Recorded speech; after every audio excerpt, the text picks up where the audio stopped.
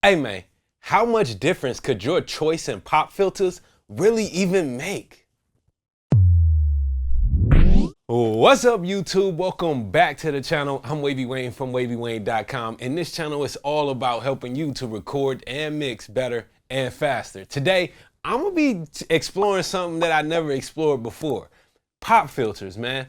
Shout out to Isovox for sponsoring this video. They actually sent me over their brand new pop filter. This is called the IsoPop. It is a sleek pop filter that actually comes with two different capsules. We're gonna be trying out the standard neutral capsule, but one of them is a neutral pop filter and the other one is a de-essing pop filter. But this is a premium vocal pop filter. You know, it has premium quality products and design that's a little bit different than other pop filters that I've tried in the past. Now, what exactly is a pop filter used for? Is going to be used to stop the plosives from getting into the microphone. And we're going to explore that in a minute when I test out these pop filters. But I'm going to be testing this premium IsoPop against a standard little nylon pop filter. And I also have a metal pop filter too. So we're gonna be putting all three of these up to the test and seeing which pop filter actually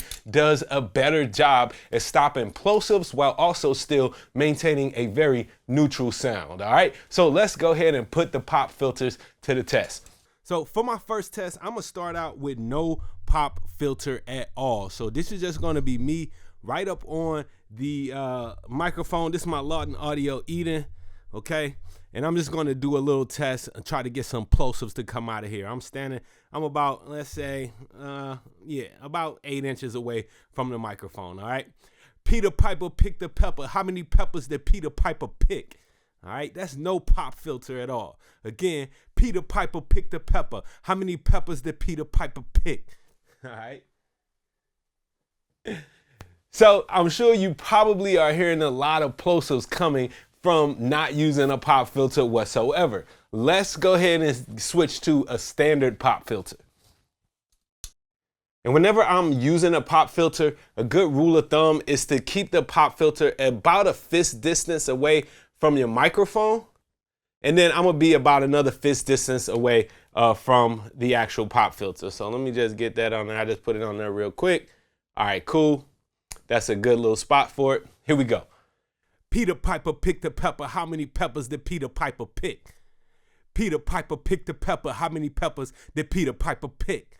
All right. Now that is a standard pop filter, just your regular cheap nylon pop filter that you can pick up anywhere. All right. Now let's switch over to the metal pop filter. Now, one thing about metal pop filters is that they are not my favorite and they can tend to let more plosives get by, also let more like spit and stuff get to your microphone, which could ultimately damage the capsule. So let's just see how this works. You know, you might think that you're getting a more premium product by using a metal pop filter, but that's not always the case, all right? So let's go ahead and attach this one. About a fist distance. And here we go. Peter Piper picked a pepper. How many peppers did Peter Piper pick? Peter Piper picked a pepper. How many peppers did Peter Piper pick? All right. So that was our metal pop filter on the microphone. Now let's switch over to the premium pop filter, the IsoPop from Isovox. All right. Now this one, it actually feels different, and it even got this little bronze color. And looking online, they have one that is dipped in 24 karat gold. It's various, I think it's like $1,000 for the pop filter, but if you balling out, you might as well go for that one. So the difference in this pop filter is that it is a smaller form factor than the other pop filters, and I really like the articulating arm. It just feels like it's more sturdy and fits better. Like it's more easy to get into the proper position that you want. If you notice, it took me like 2 seconds to get that on there. Peter Piper picked a pepper. How many peppers did Peter Piper pick? Peter Piper picked a pepper. How many peppers did Peter Piper pick? All right, so that's the Isovox IsoPop pop filter. Y'all let me know down in the comments which one of these do y'all think sounds the best, which one stop the plosives the best. I'm gonna take a listen and make my own decision as well.